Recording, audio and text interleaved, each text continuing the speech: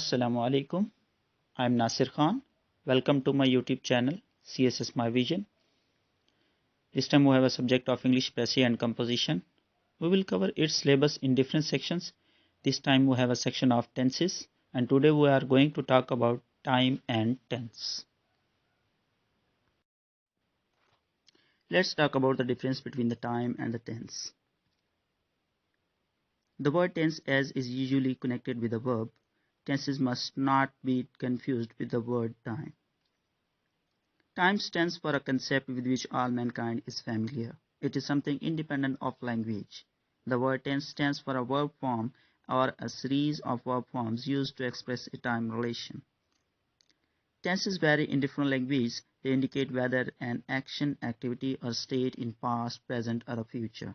Tenses gives the indication of the time, which may be present, which may be past, which may be a future. So simply we can say that tenses are the verb forms while time is independent of the language. So it was today's lecture. I hope you will understand. Allah Hafiz.